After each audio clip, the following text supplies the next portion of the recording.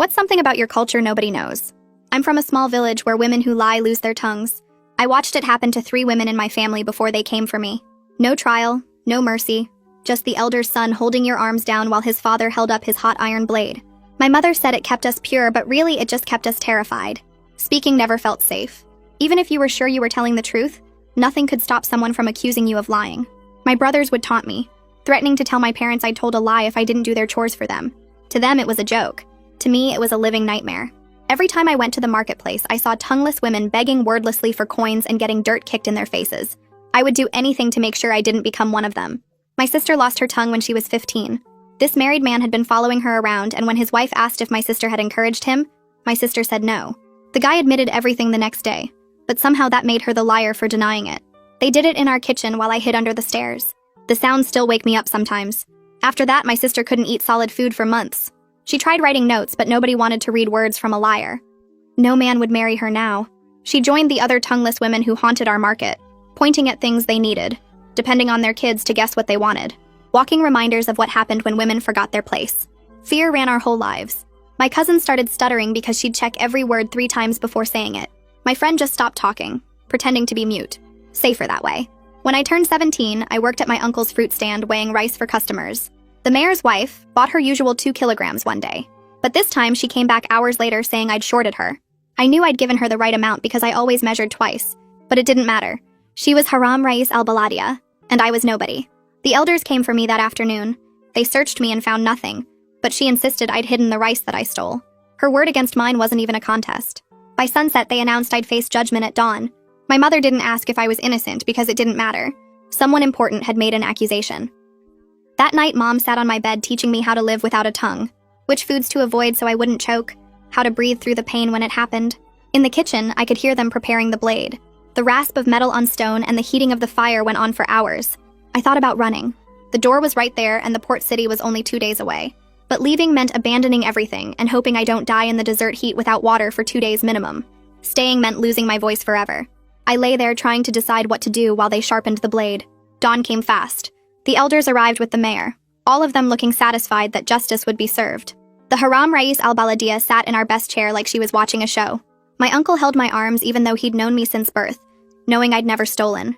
That's how it worked here. They forced me to my knees in the same spot where my sister had knelt. The elder's son grabbed my face, fingers digging into my jaw to force my mouth open. I could smell the alcohol on his breath, see the excitement in his eyes. He enjoyed this. He started dipping the blade into the fire, and my life flashed before my eyes. I would never speak again. I closed my eyes, preparing for searing pain, when suddenly, "Wait!" someone shouted from the doorway. My sister stood there holding a piece of paper, her scarred mouth set in a hard line. She couldn't speak, but she'd written something. The elder took the paper and his face went dark as he read it. He looked at the mayor's wife, then at the mayor. She claims she saw Haram Rais al-Baladia at the market yesterday. Says she saw her take extra rice when she thought no one was looking. The mayor stepped forward, his face turning red. "My wife is no thief." He looked at my sister with cold eyes. "But you already lost your tongue for lying, and your sister is about to lose hers." The elder nodded slowly. The tongueless woman writes lies to protect her sister. This changes nothing. He turned to his son. "Continue."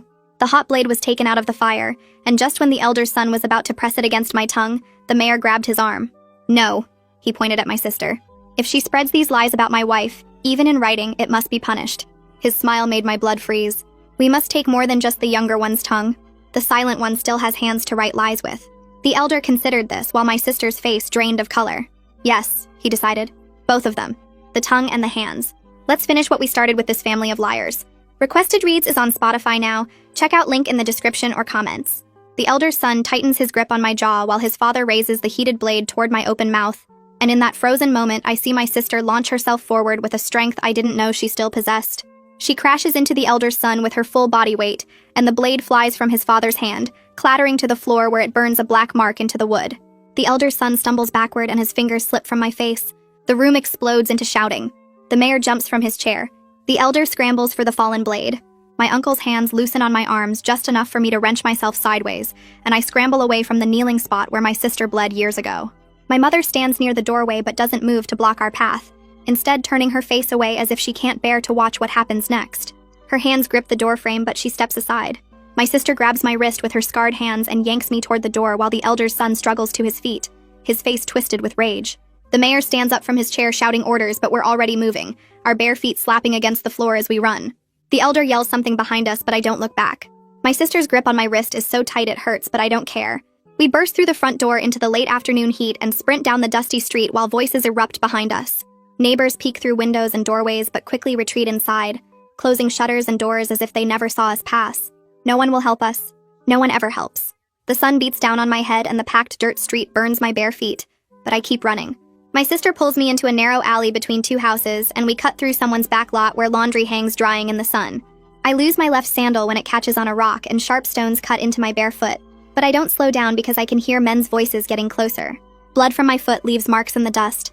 My sister drags me around a corner and through a gap in a fence. We squeeze between two buildings so narrow our shoulders scrape the walls. The men's voices grow louder. They're searching the streets. They're calling for others to help look. We duck into an abandoned storage shed at the edge of the village, pressing ourselves against the far wall in the dim light that filters through gaps in the wooden slats.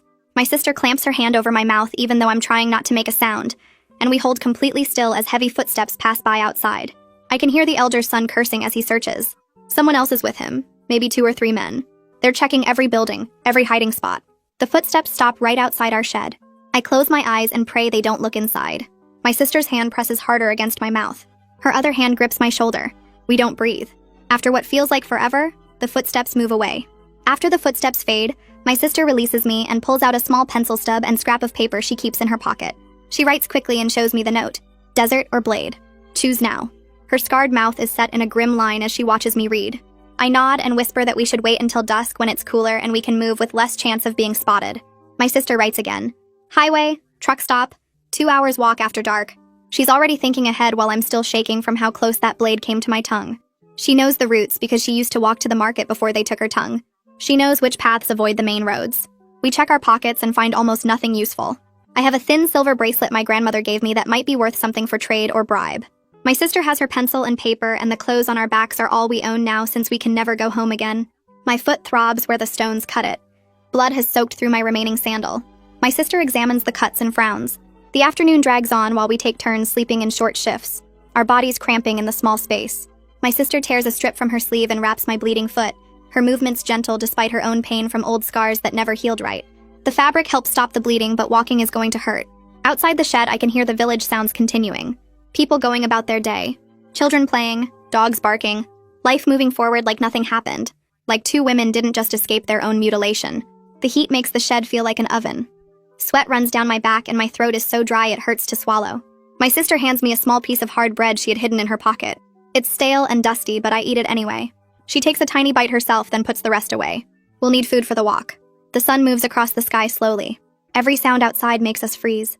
Every voice that passes makes my heart race. But no one opens the shed door. No one finds us. As the light begins to fade through the slats, my sister writes out our plan on a new piece of paper. Stay off main road. Use back paths toward highway. Approach truck drivers at rest stop. Offer bracelet for ride to anywhere with city. It's not much of a plan, but it's all we have. We wait inside the shed until the light through the wooden slats turns orange and purple, and my sister pulls out her pencil again to write down what we need to do. Her handwriting is shaky but clear. Stay off the main road. Use the back paths toward the highway. Approach truck drivers at the rest stop. Offer my bracelet for a ride to anywhere with a city. She underlines the word anywhere twice, and I nod because I understand that anywhere is better than here. It's not much of a plan, but it's all we have.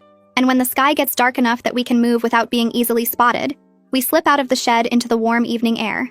The village is settling in for the night, and we can hear families inside their homes eating dinner and talking. We move along the edges of properties, staying close to walls and fences, and every time a dog barks, my whole body goes stiff. My sister grabs my arm and we freeze against someone's back wall until the barking stops. Then we keep moving toward the edge of the village where the houses spread out and the desert starts. A man's voice calls out somewhere behind us, and we drop behind a pile of old wood and wait with our hands pressed over our mouths. The voice gets closer, then fades away in a different direction, and we stay hidden for another few minutes before moving again. My foot throbs where the cuts are and blood has soaked through the cloth my sister wrapped around it, but I don't say anything because we can't stop now. We can hear the highway in the distance, a low hum of trucks and cars that sounds like freedom, and we walk toward that sound as fast as we can manage. The walk takes way longer than 2 hours because we have to hide when we see headlights coming across the desert. The first time, we throw ourselves into a ditch and press our bodies flat against the rocky ground while a truck drives past on a dirt road. My sister's breathing sounds rough and painful, and I remember all the damage they did to her mouth and throat 5 years ago. The second time we hide, we crouch behind a big rock formation while two vehicles pass by, and I'm scared they're men from the village searching for us. My foot feels like it's on fire with each step, and my sister is limping too from old injuries that never healed right, but neither of us suggests stopping or going back. We finally reach the truck stop around midnight, and it's just a small paved area where big trucks pull off the highway to rest. The smell of diesel fuel hangs thick in the air, and we can see maybe 6 or 7 large trucks parked with their engines running. Some drivers are sleeping in their cabs and others are standing outside smoking or checking their cargo. My sister and I stay in the shadows at the edge of the paved area, and she pulls out her pencil to write another note. The paper is crumpled and dirty, but I can read what she writes. You talk. I watch. Show bracelet. Say city only. She positions herself where she can see my face and also see any driver I approach, and I know she's ready to pull me away if anything feels wrong. I take off my grandmother's thin silver bracelet and hold it in my shaking hand. Then I walk toward a driver who's checking the tires on his truck. He's older than my father would be, with gray hair and a face that looks kind instead of mean. I walk up to him and hold out the bracelet, and my voice comes out quiet and scared. Please, sir, we need a ride to the city. This is all I have to pay you. The driver looks at my bloody foot first, then at my sister standing in the shadows with her scarred mouth, and something changes in his face. He asks in a low voice if we're running from family or from the law, and I answer honestly that we're running from both because they're the same thing in our village. He stares at us for a long moment, and I'm scared he's going to tell us to leave or call someone, but instead he tells us his name is Tunde Rivers.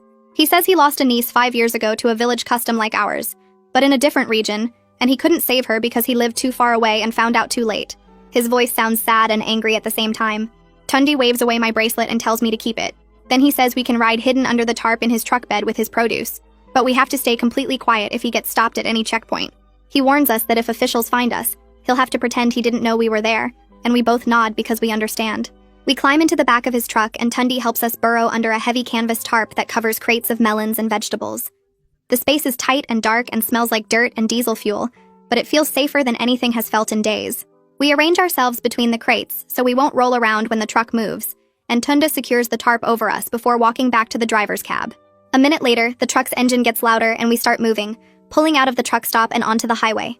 I feel every bump and turn in my stomach as we drive away from the only home I've ever known, away from the kitchen where they were going to cut out my tongue and cut off my sister's hands.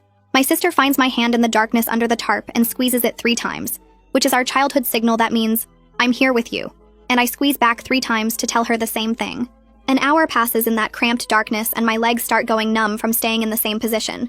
The truck's engine has a steady rhythm that almost makes me drowsy despite my fear, but then I feel us slowing down and hear voices outside. My sister's hand tightens around mine as the truck comes to a complete stop. Through the gaps in the tarp, I can see bright lights and male voices are talking about checking cargo and seeing papers. Tunde's voice answers them, calm and friendly like he's chatting with neighbors about nothing important. He talks about the weather getting hotter and how the roads have more potholes this year, and one of the officials laughs at something Tunde says about his truck's bad suspension. My sister and I stay frozen under the tarp, barely breathing, while footsteps walk around the truck bed.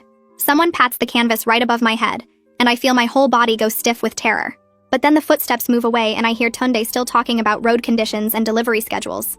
After what feels like forever but is probably only a few minutes, the truck's engine gets louder again and we start moving forward. My sister lets out a long, slow breath and I realize I've been holding mine too. We drive for hours more and my body aches from the cramped space between the crates. The smell of melons and diesel makes my stomach turn, and my cut foot throbs with every bump in the road. Somewhere in the middle of the night, the truck slows again and pulls off the highway. Through a gap in the tarp, I see bright lights and gas pumps, and Tunde gets out to fill the tank. I watch people moving around the gas station, mostly truck drivers like Tunde, and then I see a man standing near the building entrance. He's wearing the same kind of long shirt that men from our village wear, and something about the way he stands makes my blood go cold. I've seen him before at the marketplace talking to the elder's son. My sister sees him too, and her whole body goes tense next to mine. Tunde must notice something wrong because he finishes pumping gas faster than normal and climbs back into the cab. Instead of getting back on the highway we came from, the truck turns onto a different road. Through the tarp gap, I see a sign pointing to a longer route that goes around the mountains instead of through them. The detour will add time to our trip, but I'm grateful that Tunde saw the danger and changed course. The cramped position is making my sister's old scars hurt worse. I can feel her hands shaking next to mine, and I know the scar tissue in her mouth must be bothering her too from all the stress. I remember how our mother used to massage her fingers after the blade took her tongue, gentle circles on each finger to help with the pain. I start doing the same thing now, working my thumbs across her palms and fingers the way Mom taught me. My sister's breathing is fast and shallow at first, but after a few minutes it starts to even out. She squeezes my hand once to say thank you, and I squeeze back. We've been taking care of each other like this since we were kids. finding ways to comfort each other when our parents couldn't or wouldn't. During a quiet stretch of highway when there are no other vehicles around, Tunde's voice comes through the gap in the tarp. He tells us about his niece who lived in a different village with customs similar to ours. She was only 14 when the village elders came for her because someone accused her of lying about something small and stupid. Tunde's voice breaks when he describes how he lived too far away and didn't hear about what happened until it was already over. He couldn't save her because by the time he arrived, she'd already lost her tongue, and the village elders said the matter was closed. His niece died 2 years later from an infection that started in her mouth and spread. Tunde says he spent the last 3 years driving routes that take him past villages like ours, hoping he'd get a chance to help someone escape the way he couldn't help his niece. I want to tell him thank you, but my throat is too tight to speak, so I just press my hand against the tarp where his voice is coming from. The sky starts getting lighter and I can see the darkness under the tarp turning gray. We're moving through streets now instead of open highway, and through the gaps I see real buildings, tall ones made of concrete and glass instead of mud brick and wood. There are streetlights everywhere and paved roads without potholes and more cars than I've ever seen in one place. The truck slows and turns into a parking area next to a huge building with a red cross symbol on it. Tunde pulls into a spot and turns off the engine. Then he comes around to the back and lifts the tarp. The morning light makes me squint after so many hours in darkness. Tunde helps us climb down from the truck bed and my legs almost give out when I try to stand. He reaches into his pocket and pulls out some folded bills, pressing them into my hand. He points at the building and says the emergency room doctors here have to help everyone who comes in, no matter who they are or where they're from. He tells us to get our injuries treated and then figure out what to do next. Before I can thank him properly, he's already climbing back into his truck cab, and I watch him drive away, knowing he risked a lot to help 2 strangers. The hospital building is bigger than any structure I've ever been inside. My sister and I walk through automatic doors that slide open by themselves, and the emergency room is overwhelming with its bright fluorescent lights and busy staff in colored uniforms. There are people everywhere, some bleeding or crying, others just sitting in plastic chairs waiting. A woman at a desk asks what we need, and I show her my bloody foot and gesture at my sister. She types something into a computer and tells us to sit down, that someone will see us soon. We wait for maybe 20 minutes before a nurse calls my name and takes us to a small examination room with a bed covered in paper. A doctor comes in a few minutes later, a man who introduces himself as Wei Howard. He's younger than I expected a doctor to be, with kind eyes and careful hands. Wei treats my infected foot first, cleaning it with stuff that stings and wrapping it in proper bandages. Then he asks my sister if he can examine her scars, and she nods. Wei looks at her mouth with a small light, taking photos with a camera and writing detailed notes on a computer. He measures the scar tissue and documents everything he sees, his face serious but not disgusted like some people get when they see her. Wei asks gentle questions about what happened to us. His voice is soft and he doesn't rush us to answer. When I hesitate because I'm scared of what might happen if we tell the truth, Wei explains that he's seen cases like ours before. He says he works with people who've been hurt by their families or communities, and he knows how to document injuries in ways that can help later. He suggests we might want to make an official report to the police or social services. The idea makes my stomach drop because reporting means the village elders might find out where we are. I tell Wei, I'm scared that making a report will bring them here to finish what they started. Wei nods like he understands and says he'll note everything in our medical file either way, and that we can decide later if we want to use it for anything legal. A woman knocks on the examination room door and introduces herself as a hospital social worker. She explains that she works with a legal aid organization that helps people in situations like ours. She asks if it's okay to call someone who might be able to help, and when I nod, she takes out her phone and pages someone named Vivian Rashid. The social worker stays with us while we wait, asking basic questions about whether we have a place to stay or any family who can help. I tell her we have nowhere to go and no one to call. Within an hour, there's another knock on the door and a woman walks in carrying a worn briefcase. She has short gray hair and a serious expression that somehow feels kind instead of scary. She introduces herself as Vivian and shakes both our hands like we're important people instead of desperate runaways. Vivian pulls up a chair and sits down at our level instead of standing over us. She asks us to tell her what happened, and something about the way she asks makes me feel like she actually wants to hear the truth, instead of just going through motions. I start talking, and once I begin, I can't stop. I tell her about the mayor's wife and the false accusation, about the elder and his son with their heated blade, about my sister trying to protect me and how they decided to take both my tongue and her hands. Vivian listens without interrupting, and she doesn't flinch or look away when my sister shows her scarred mouth, or when I describe the blade being heated in our kitchen fire. When I finish talking, Vivian explains our options in clear, simple language. She says we can file for protection orders that would legally prohibit certain people from coming near us. We can press criminal charges if we want to, or we can just access shelter services while we figure out our next steps. She makes it clear that all of these choices are ours to make, that she's here to help with whatever we decide. My sister pulls out her pencil and paper and starts writing. She writes for a long time, filling both sides of the paper with her small, neat handwriting. She writes about what happened to her 5 years ago when that married man followed her around and his wife asked if she'd encouraged him. She writes about saying no and being called a liar even after the man admitted everything. She writes about the kitchen and the blade and the months of not being able to eat solid food. She writes about being treated like she was worthless because she couldn't speak anymore. When she finishes, Vivian reads everything carefully and then asks if she can keep the statement. My sister nods. Then Vivian turns to me and asks if I'm willing to give a recorded testimony about what almost happened to us. She explains that the recording will be kept private unless we decide later to use it for legal purposes. I agree, and Vivian takes out a small recording device. I talk into it for maybe 15 minutes, describing everything from the moment the mayor's wife accused me of stealing rice to the moment we escaped. My voice shakes when I describe the elder son holding my jaw open and the blade coming toward my mouth, but I get through it. When I finish, Vivian stops the recording and tells us this is the first time anyone has created an official paper trail that proves what happened. She says that matters more than we might realize right now. The next morning, Vivian drives us to the central police station in her small gray car that smells like coffee and paper. My sister sits in the back seat writing notes on her pad while I watch the city streets pass by. Still not used to how many people live here compared to our village. The police station is a concrete building with metal detectors at the entrance and officers in dark blue uniforms standing around looking bored. Vivian leads us to a desk where a tired-looking officer takes our names and tells us to wait. We sit on hard plastic chairs for almost an hour before another officer calls us into a small room with a table and recording equipment. The officer asks basic questions about where we're from and what happened, but he keeps frowning like our answers don't make sense to him. He calls in a translator even though we tell him we speak the language fine, and the translator sits there looking uncomfortable while we repeat everything we already said. The whole process feels wrong, like they're trying to make our story fit into forms and categories that don't match what actually happened to us. Vivian stays calm and professional, helping us clarify details when the officers seem confused about village customs and elder authority structures. My sister writes out additional information about the blade and the kitchen, and how many women in our village lost their tongues, and the officers take photos of her notes for their file. After 2 hours of questions and paperwork, the main officer tells us he'll need to contact the local station near our village to verify our claims. Vivian's expression doesn't change, but I see her jaw tighten slightly. We leave the station and sit in her car while she makes phone calls to someone she calls a provincial contact. An hour later, Wei shows up at the station carrying a thick folder of medical records. He walks into the building with confident steps, and I wonder if doctors just naturally look like they belong everywhere. Through the station windows, I can see him talking with the officers and laying out papers on their desk. He points to documents and photos, his hands moving precisely as he explains something. The officers lean forward to look at the evidence he's brought. Wei stays in there for 30 minutes, and when he comes out, he nods at Vivian through the car window. Vivian goes back inside and returns 20 minutes later looking frustrated. She starts the car and drives us to a coffee shop 3 blocks away. Inside the coffee shop, Vivian orders us tea and sits down heavily in her chair. She explains that the local police station near our village told the city officers this is a domestic tradition matter outside legal authority. The village officer said these customs have existed for generations, and that outsiders shouldn't interfere with local practices. Vivian pulls out her phone and starts making calls right there at the coffee shop table. She talks to someone named Hassan about provincial jurisdiction and cultural practice laws. She calls another person about human rights violations and federal oversight.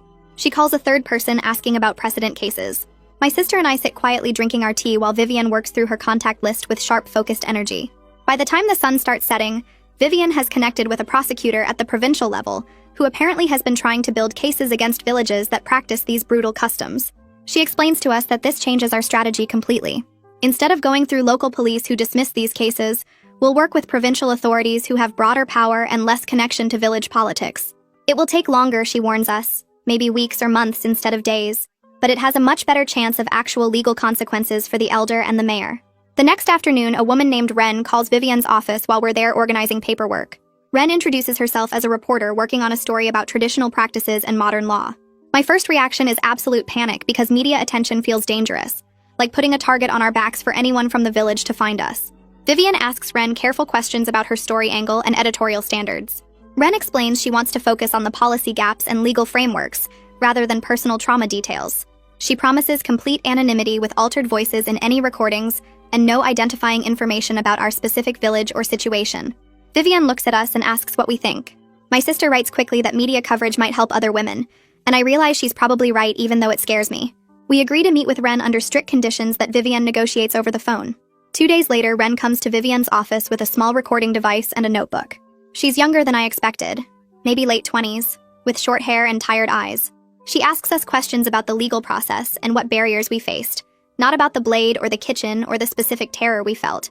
She asks about village power structures and how women's voices get silenced in these systems. The interview lasts an hour, and Ren keeps her word about focusing on policy rather than pain. When the article runs in a regional newspaper 3 days later, I read it twice, feeling exposed and validated at the same time. Ren wrote about how national laws prohibit mutilation and violence, but local enforcement often dismisses these cases as cultural matters.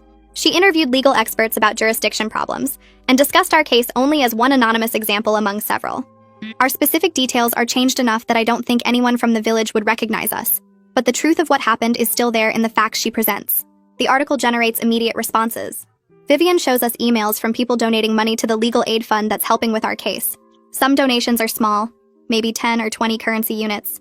Others are larger. People write messages saying they want to help women escaping these situations. But Vivian also mentions, without showing us, that the news outlet received threatening messages from people defending traditional practices and calling the article an attack on cultural values. We know both reactions exist in the world. The morning after the article publishes, my phone rings from a number I don't recognize. I almost don't answer, but something makes me pick up. My mother's voice comes through tight with fear. She tells me the mayor is furious about the article even though it didn't name him specifically. She says the village is in an uproar with people arguing about whether the old customs should continue. She warns us never to try coming back because it's not safe.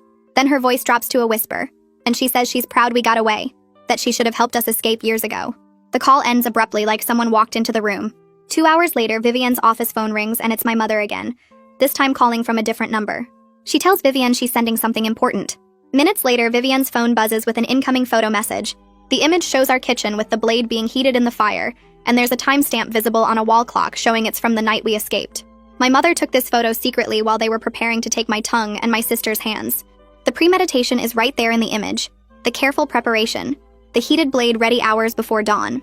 My mother's act of sending this evidence feels like her own quiet rebellion against everything she was taught to accept. Vivian immediately opens her laptop and starts drafting emergency protective order applications. She works through the afternoon pulling together the photo evidence my mother sent, weighs detailed medical reports about our injuries, and our sworn statements from the police station. She explains that these orders will legally prohibit the elder, his son, and the mayor from coming within a certain distance of us, or contacting us in any way. The orders will be registered at both provincial and local levels. Enforcement in the village itself will be complicated, she admits, since the local police already dismissed our case once, but having the orders on record creates legal consequences if they're violated. She files the applications electronically, and tells us we should hear back within 48 hours about whether a judge will grant them. That evening, Vivian's phone rings while we're eating dinner at the shelter. She steps into the hallway to answer, and I can hear her voice go tight even through the closed door. When she comes back and her face looks worried, and she sits down across from us. Men showed up at Tunde's truck yard asking questions about his routes and what cargo he carried last week. They wanted to know if he picked up any passengers and where he dropped them off. Tunde told them he only hauls produce, but they kept pushing, and one of them took photos of his trucks and wrote down his license plate numbers. He called Vivian right after they left because he's scared they'll come back or follow him or hurt his family for helping us. His voice shook on the phone when he told her he might need to step back from our case because he can't risk his wife and kids getting targeted. I feel sick hearing this because Tunde saved our lives, and now he's in danger because of us. My sister writes on her notepad asking if he's okay, and if we should do something to protect him. Vivian makes another call right there from the shelter dining room and talks to Tunde for almost 20 minutes. She tells him she doesn't need him to testify in person at any hearing or trial. An anonymous written statement describing the night he picked us up will be enough for the court record. He just needs to write down what happened, sign it, and mail it to her office without his return address on the envelope.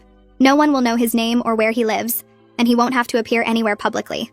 Tunde agrees to send the statement, and Vivian promises to keep his identity protected in all the legal paperwork. After she hangs up, I tell her I feel terrible that someone who helped us is now getting threatened. She says this is what happens when powerful people feel cornered, but that we can't let fear stop us from seeking justice.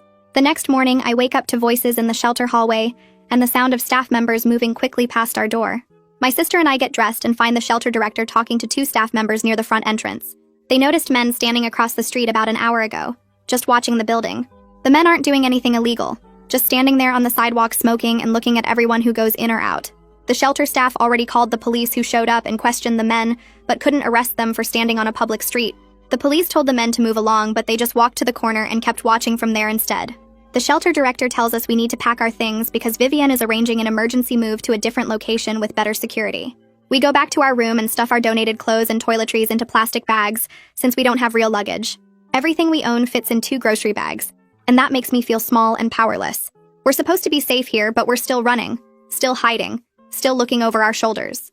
A van with tinted windows pulls up to the shelter's back entrance an hour later, and we climb in with our bags. The driver takes a long route through the city, making several turns and doubling back to make sure no one follows us. The new shelter is in a different neighborhood with a locked gate and security cameras.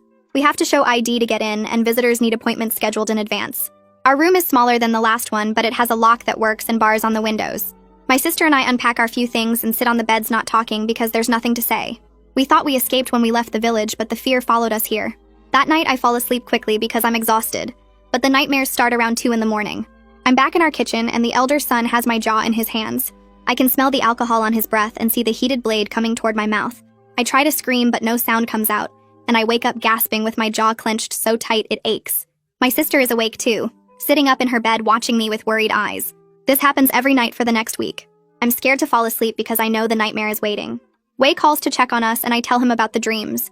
He says it's a normal response to trauma and gives me the number for a counseling group that meets at the hospital twice a week. The group is for people who've experienced violence, and they have therapists who understand what we're going through. I write down the information, but I'm not sure I'm ready to talk about it with strangers. Ren's second article comes out 3 days after we moved to the new shelter.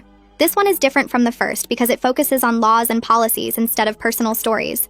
She interviewed lawyers and professors about how traditional village customs conflict with national laws that protect people from violence. The article talks about the gap between what's legal on paper and what actually happens in small communities where elders have more power than police. She mentions our case only briefly as one example among many, and she doesn't use any details that could identify us. Reading it feels less scary than the first article because it's about systems and rules, not about me and my sister specifically. The article seems to change the conversation online from people arguing about whether our story is real to people debating what the government should do about villages that still practice these customs. A woman from a provincial organization calls Vivian's office the next day. The group works on women's rights issues, and they want to help with our case. They've been documenting similar situations for years, and they have files on at least a dozen other cases from nearby villages. Women who lost their tongues for supposed lying, women who lost fingers or hands, women who were beaten or burned for breaking traditional rules. The organization sends over thick folders of statements and photos and medical records that show this isn't just about our village. It's a pattern that happens in multiple places, and the legal system has mostly ignored it. Vivian meets with the organization's lawyers, and they agree to work together on our case. Having more evidence and more legal help makes everything feel more real and more serious. 5 days after we escaped from our village, Vivian drives us to the provincial courthouse for our hearing. The building is huge with marble floors and high ceilings that make every sound echo. We pass through metal detectors, and security guards check our bags. The courtroom is on the 3rd floor, and it's bigger than any room I've ever been in. Rows of wooden benches face a raised platform where the judge sits, and there are tables for lawyers and a separate area for witnesses. Everything feels formal and confusing with procedures I don't understand. The mayor's lawyer stands up as soon as we enter and immediately asks the judge to dismiss our case. He argues that since the defendants haven't appeared in court, and since everything happened in the village under traditional customs, the provincial court has no authority to issue orders. Vivian stands up and responds that the defendant's absence is exactly why we need protection orders, and that national law supersedes local customs when it comes to violence and bodily harm. The judge listens to both sides and asks questions about jurisdiction and evidence. I sit at the table next to Vivian, trying to follow the legal language but understanding maybe half of what they're saying. My hands are shaking, and my sister keeps writing notes asking if we're going to lose. After almost an hour of arguments, the judge denies the dismissal motion. He says our case raises serious questions about human rights and traditional practices, and he's granting temporary restraining orders while ordering a full investigation into what's happening in our village. The orders prohibit the elder, his son, and the mayor from coming within 500 meters of us or contacting us in any way. Vivian squeezes my hand under the table, and I feel something small shift inside me. Maybe the legal system can actually work for people like us. Maybe we're not completely powerless. Over the next 2 days, other women start sending statements to Vivian's office. Some are anonymous, just typed pages with no names attached. Others include photos of scars on tongues or missing fingers or burn marks. One woman sends a video of herself trying to speak with half her tongue gone, explaining what happened to her when she was 16. Another woman writes about watching her mother lose her tongue, and then years later losing her own. The statements come from different villages, but they all describe the same basic system where men decide if women are lying and punish them without trials or evidence. Together, they build a picture that shows this isn't rare or isolated. It's systematic abuse that's been happening for generations, while everyone pretends it's just culture or tradition. The next morning, Vivian calls me at the shelter saying my uncle left a message on her office line overnight. She plays it for me over the phone, and I hear his voice, tired and rough like he hasn't slept in days. He says he wants to apologize for holding my arms that day, that he knew I never stole anything and he should have stood up for me. He says he'll testify about what happened if Vivian can guarantee the village won't come after him for speaking against the elder and the mayor. His voice cracks when he talks about watching them prepare the blade and knowing it was wrong but being too scared to stop it. I feel angry at him for his earlier weakness and relieved that he's willing to help now, and I don't know which feeling is stronger.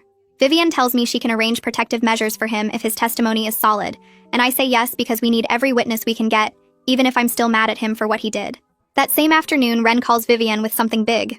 She's been digging through public records at the market office and found financial documents showing the mayor's wife has been skimming money from vendors for months. The rice she accused me of stealing was part of a bigger scheme where she used altered scales to cheat customers and pocket the difference. Ren found witness statements from 3 other vendors who saw her taking extra rice and produce, but were too scared to report it because of who she was. The statements are dated from weeks before she accused me, which proves she was already stealing when she blamed me for her own crime. Vivian adds these records to our case file and says this changes everything, because now we can show the false accusation was meant to cover up the mayor's wife's theft pattern. 2 days later, police get a warrant to search the mayor's wife's market stall based on Ren's evidence. I'm not there to see it, but Vivian tells me they found altered scales with weights that had been filed down to show less than the actual amount. They also found a notebook where the mayor's wife kept records of how much she skimmed from different vendors each week, including the 2 kilograms of rice she claimed I stole. The police document everything carefully with photos and evidence bags, making sure the chain of custody is perfect, so nothing can be challenged in court. Vivian meets with the officers to add this physical evidence to our case, explaining how it proves my accusation was false and was designed to hide the mayor's wife's own criminal activity. She says the altered scales alone are enough to show a pattern of theft that makes the wife's accusation against me completely unreliable. The provincial prosecutor reviews all the evidence and decides to file formal charges. Vivian calls me to her office to explain what's happening. The charges against the elder's son are attempted assault with intent to maim, which carries a penalty of 5 to 10 years in prison if he's convicted. The charges against the mayor are conspiracy and obstruction of justice for enabling his wife's false accusations and trying to use village customs to cover up her crimes. Vivian says these are serious charges that could mean prison time for both of them, not just fines or community service. She walks me through what each charge means and what the prosecution will need to prove, and for the first time, I start to believe that maybe the legal system can actually hold powerful people accountable for what they did to us. The arrests start the next day. The mayor gets detained at the provincial government building where he went to lobby against our case, and police officers walk him out in handcuffs while other officials watch. Vivian sends me a text with the news, and I feel something loosen in my chest that's been tight since the day I ran. Police also go to the elder's home with a warrant and seize the heated blade as evidence, photographing the scorch marks on our kitchen floor where it fell. The elder's son isn't there when they arrive, and neighbors say he left the village 2 days ago. Police issue a warrant for his arrest and add him to a regional database, but Vivian warns me he might stay hidden for a while since he knows what's coming. That same week, my mother contacts Vivian through a secure number and says she wants to leave the village with our youngest sibling. Vivian arranges for them to relocate to the city through a safe house program that helps families escaping dangerous situations. When they arrive, Vivian brings them to meet us at a neutral location, a community center with private rooms. My mother sees me and my sister and immediately breaks down crying, grabbing both of us and saying she's sorry over and over. She says she should have gotten us out years ago before my sister lost her tongue, that she knew the customs were wrong but was too scared to fight back. She holds my sister's scarred hands and apologizes for not protecting her when she was 15. My sister writes on her notepad that it's okay, that we're all here now, and that's what matters. Our youngest sibling stays quiet through the reunion, looking confused and scared by everything that's happened. We spend 2 hours together before the safe house staff say it's time to go, and my mother promises she'll testify if Vivian needs her to. 3 weeks after the arrests, the formal testimony hearing gets scheduled at the provincial courthouse. Vivian prepares us carefully, going over every detail of what happened, and making sure our stories match because they're true. The hearing day arrives, and we enter through a side door to avoid any village supporters who might be watching. The courtroom has a privacy screen set up that hides us from the audience while we testify, though we can see the judge and lawyers. My sister goes first, writing her testimony on a tablet that gets projected on a screen for everyone to read. She describes watching the married man follow her when she was 15, being accused of encouraging him when she was rejected him, and then having her tongue cut out in our kitchen while I hid under the stairs. The defense lawyer tries to challenge her timeline, asking how she can be sure of dates from 5 years ago.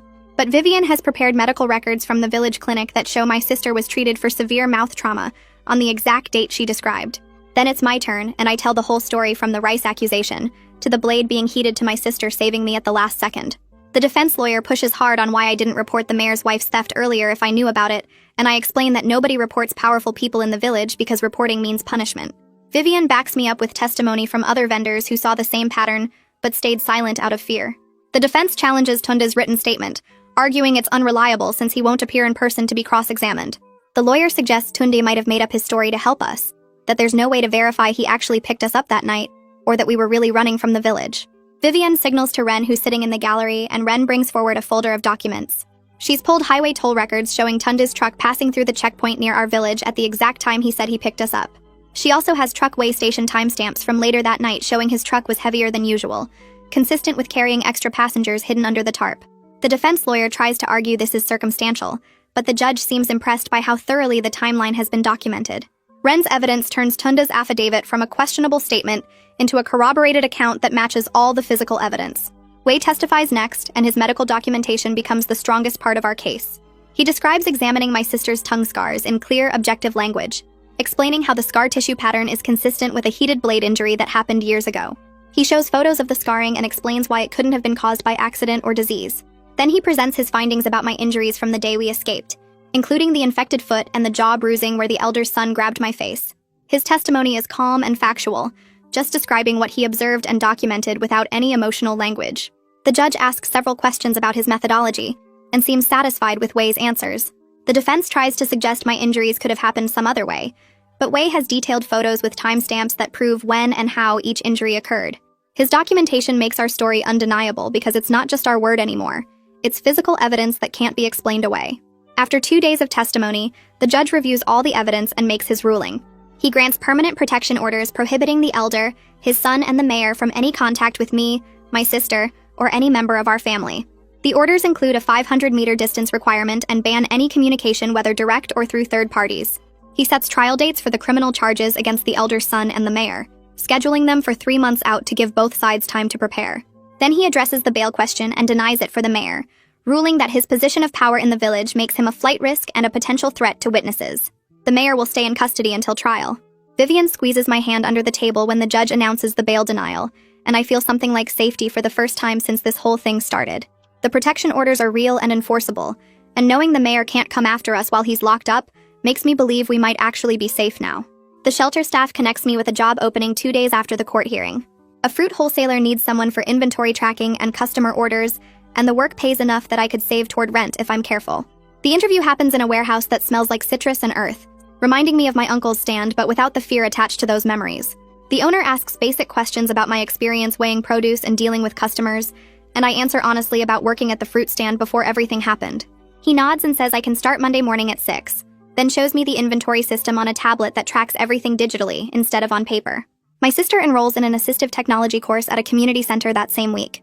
The program teaches communication methods for people who can't speak, covering everything from basic sign language to apps that convert typed text into spoken words. She comes back from the first session with information about devices that could give her more independence, and I see hope in her eyes that wasn't there before.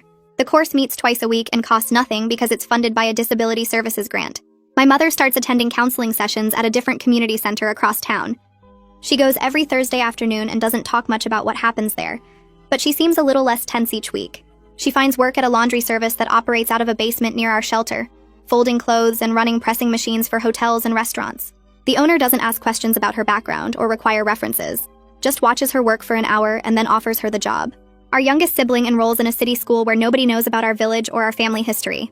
The teachers treat them like any other kid and they come home talking about math class and playground games instead of living in constant fear. Watching them just be normal feels like the best thing that's come out of leaving. The provincial government sends oversight officials to our village 3 weeks after the court hearing. They arrive with police escorts and legal authority to replace the entire village council.